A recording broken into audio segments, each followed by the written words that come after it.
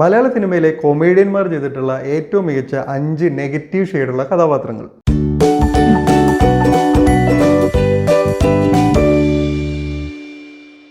മലയാള സിനിമയിലെ കൊമേഡിയന്മാർ അല്ലെങ്കിൽ കോമഡി ചെയ്യുന്ന നടന്മാരുടെ പ്രത്യേകത എന്താണെന്ന് പറഞ്ഞാൽ, ഇവർ കരിയറിൽ മുഴുവനായിട്ടും ഈ ഒരു കൊമേഡിയനായിട്ട് മാത്രം ഒതുങ്ങി നിന്നവരല്ല. ഇവർ പിന്നീട് സീരിയസ് റോളുകൾ ചെയ്തിട്ട് ഇവർ അഭിനയ മികവ് പലപ്പോഴും പ്രകടിപ്പിച്ചിട്ടുണ്ട്. ഈ കൂട്ടത്തിൽ സലീം കുമാർ, സുരാജ് വെഞ്ഞാറമൂട് എന്നിവർക്ക് മികച്ച നടനുള്ള നാഷണൽ അവാർഡ് വരെ കിട്ടിയിട്ടുണ്ട്. ഇന്ദ്രൻസിന് നാഷണൽ അവാർഡ് സ്പെഷ്യൽ ജൂറി മെൻഷനും കിട്ടിയിട്ടുണ്ട്. സോ മലയാള സിനിമയിലെ കൊമേഡിയന്മാർ ചെയ്തിട്ടുള്ള നെഗറ്റീവ് കഥാപാത്രങ്ങളിൽ എനിക്കിഷ്ടപ്പെട്ട 5 കഥാപാത്രങ്ങളെയാണ് ഈ ഒരു എപ്പിസോഡിൽ ഉൾപ്പെടുത്തിയിരിക്കുന്നത്. ആദ്യത്തെ കഥാപാത്രം ജഗതി ശ്രീകുമാർ ചെയ്ത ഒരു നെഗറ്റീവ് കഥാപാത്രമാണ്. ഇപ്പോൾ നിങ്ങളുടെ മനസ്സിലേക്ക് വരുന്ന ഉറുമി എന്ന് പറയുന്ന സിനിമയായിരിക്കും.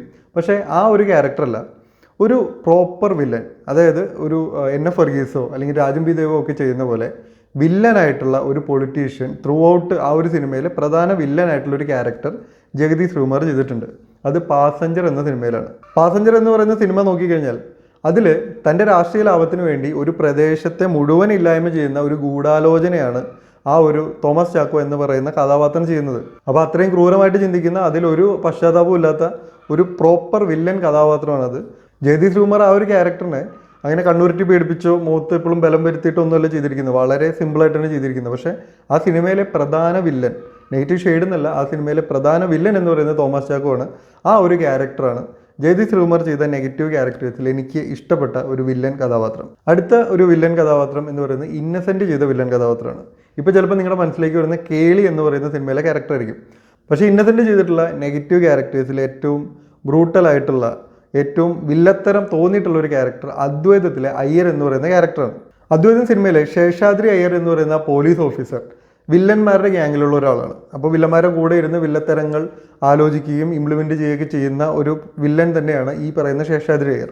പക്ഷേ അത് മാത്രമല്ല, ശേഷാദ്രി അയ്യർ സീനിലെത്തിക്കഴിഞ്ഞാൽ ഇയാൾ സാധാരണക്കാരെ ആക്രമിക്കുന്നതും സ്ത്രീകളെ ആക്രമിക്കുന്നതൊക്കെ ഭയങ്കര ബ്രൂട്ടലായിട്ടാണ്. അപ്പോൾ കുറച്ച് അത്തരത്തിലുള്ള സീനുകൾക്ക് ശേഷം പിന്നീട് ശേഷാദ്രി അയ്യർ വരുമ്പോൾ ഈ ഒരു അൺപ്രഡിക്റ്റബിലിറ്റി അവിടെ ഉണ്ട്. അതായത് ഇയാൾ എങ്ങനെ പെരുമാറും, ഇയാൾ എന്തൊക്കെ ചെയ്യും എന്ന കാര്യത്തിൽ നമുക്കൊരു പേടി വരും. അതുകൊണ്ട് തന്നെ കേളി സിനിമയിലെ വില്ലൻ സ്ക്രീനിൽ വരുമ്പോൾ ഒരു ഇമ്പാക്റ്റ് അല്ല, ശേഷാദ്രി അയ്യർ അദ്വൈതത്തിൽ വരുന്ന സമയത്ത് ഇയാൾ എന്തും ചെയ്യും. അപ്പോൾ ഇയാൾ എന്തെങ്കിലും ഒരു വില്ലത്തരം ചെയ്യും എന്നൊരു പേടി നമുക്ക് വരും.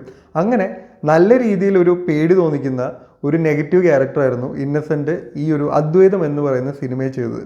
സോ അദ്ദേഹം ചെയ്ത നെഗറ്റീവ് ക്യാരക്ടേഴ്സിൽ എനിക്ക് ഇഷ്ടപ്പെട്ടൊരു വില്ലൻ വേഷം അല്ലെങ്കിൽ നെഗറ്റീവ് ക്യാരക്ടർ എന്ന് പറയുന്നത് അദ്വൈതത്തിലെ ശേഷാദ്രി അയ്യർ എന്ന് പറയുന്ന ക്യാരക്ടറാണ്.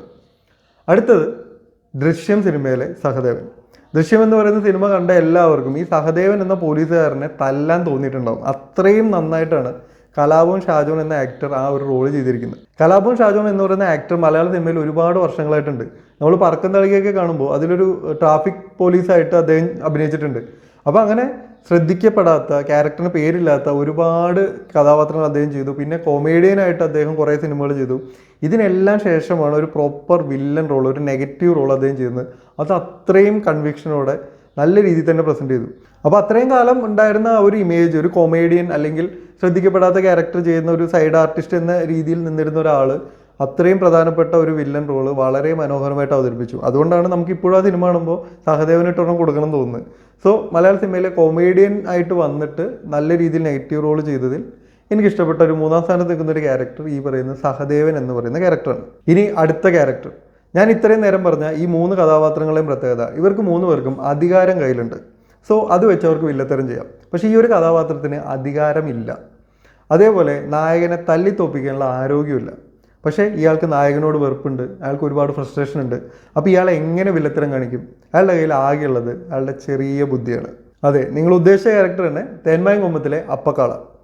അപ്പക്കാളയ്ക്ക് അവിടെ അധികാരമൊന്നുമില്ല. അപ്പക്കാള അവിടുത്തെ മറ്റൊരു പണിക്കാരനായിട്ടുള്ള മാണിക്കൻ്റെ പോലും അടിമയെ പോലെയാണ് അവിടെ കഴിയുന്നത്. പക്ഷേ ഈ ദേഷ്യം മുഴുവൻ അപ്പക്കാള തീർക്കുന്നുണ്ട്. അത് അയാളുടെ ചെറിയ ബുദ്ധി വെച്ചാണ്. ഈ തമ്പ്രാൻ ചേട്ടൻ്റെ ഒരു ചെരുപ്പ് മാത്രം വെച്ചിട്ടാണ് ഈ അപ്പക്കാള ആ ഗ്രാമത്തിലുള്ള ആൾക്കാരെ മുഴുവൻ മാണിക്കിനെതിരെ തിരിക്കുന്നത്. അപ്പോൾ പ്രിയദർശൻ്റെ തിരക്കഥകളിൽ ഏറ്റവും നന്നായി എഴുതപ്പെട്ട ഒരു ക്യാരക്ടറും അപ്പക്കാള തന്നെയാണ്. സോ ശ്രീനിവാസൻ്റെ കരിയറിൽ എനിക്ക് ഏറ്റവും ഇഷ്ടപ്പെട്ട ഒരു നെഗറ്റീവ് ക്യാരക്ടർ എന്ന് പറയുന്നത് അപ്പക്കാളയാണ്. ഈ കാരണങ്ങളെല്ലാം കൊണ്ട് തന്നെ നേരത്തെ പറഞ്ഞ 3 കഥാപാത്രങ്ങളെക്കാളും കുറച്ചുകൂടെ വില്ലത്തരം ഫീൽ ചെയ്ത മികച്ചൊരു നെഗറ്റീവ് കഥാപാത്രമായിട്ട് അപ്പക്കാളെ എനിക്ക് തോന്നിയിട്ടുണ്ട്. ഇനി നമ്പർ 1 പൊസിഷനിലുള്ള നെഗറ്റീവ് ക്യാരക്ടർ. നമ്മൾ ഒരു കരിയർ സ്റ്റാർട്ട് ചെയ്യുന്നു, കരിയറിൽ കൊമേഡിയനായിട്ടും സഹോദരനായിട്ടൊക്കെ അഭിനയിക്കുന്നു, നായകനായിട്ടൊക്കെ അഭിനയിക്കുന്നു. എന്നിട്ട് അതുവരെയുള്ള ഒരു ഇമേജ് പൊളിക്കുന്ന ഒരു ക്യാരക്ടർ ചെയ്യാന്ന് പറഞ്ഞാൽ അത് ഒരു നടനെ സംബന്ധിച്ച് ഒരു വെല്ലുവിളിയാണ്, അതൊരു വലിയ തീരുമാനം തന്നെയാണ്. പക്ഷേ ഇനി അങ്ങോട്ടുള്ള ഇമേജിനെ വരെ ബാധിക്കാൻ സാധ്യതയുള്ള ഒരു റോൾ എടുത്ത് ചെയ്യാന്ന് പറഞ്ഞാൽ അത് അപാര ധൈര്യം തന്നെയാണ്. അങ്ങനെ ചെയ്ത ഒരു നെഗറ്റീവ് കഥാപാത്രമാണ് എനിക്ക് ഒരു കൊമേഡിയൻ ചെയ്ത നെഗറ്റീവ് കഥാപാത്രത്തിൽ ഏറ്റവും മികച്ചതായിട്ട് തോന്നിയിട്ടുള്ളത്. അത് ലീല എന്ന സിനിമയിൽ ജഗദീഷ് ചെയ്ത കഥാപാത്രമാണ്. ലീല എന്ന് പറയുന്ന ടൈറ്റിൽ ക്യാരക്ടറിൻ്റെ അച്ഛനായിട്ടുള്ള തങ്കപ്പൻ നായർ എന്ന് പറയുന്ന ഒരു കഥാപാത്രമാണ് ജഗദീഷ് അതിൽ ചെയ്തത്. കാണുന്ന എല്ലാവർക്കും വെറുപ്പ് തോന്നുന്ന, ദേഷ്യം തോന്നുന്ന, ഒരു അലോസരം ഉണ്ടാക്കുന്ന ഒരു കഥാപാത്രമാണ് ഈ പറയുന്ന തങ്കപ്പൻ നായർ. അപ്പോൾ ആളുടെ ഇമേജിനെ ഒന്നും ചിന്തിക്കാതെ അത്രയും നെഗറ്റീവായ ഒരു ക്യാരക്ടറുകൾ ചെയ്തു. പിന്നീടും ഈ തങ്കപ്പൻ നായർക്ക് ഈ ചെയ്തു പോയ തെറ്റിൽ പശ്ചാത്താപമൊന്നുമില്ല, പറ്റിപ്പോയി എന്നുള്ള രീതിയിൽ ആൾ അപ്പോൾ നിൽക്കുന്നുള്ളൂ. അപ്പോൾ നമുക്ക് അങ്ങേയറ്റം വെറുപ്പ് തോന്നുന്ന ഒരു നെഗറ്റീവ് ക്യാരക്ടറാണത്.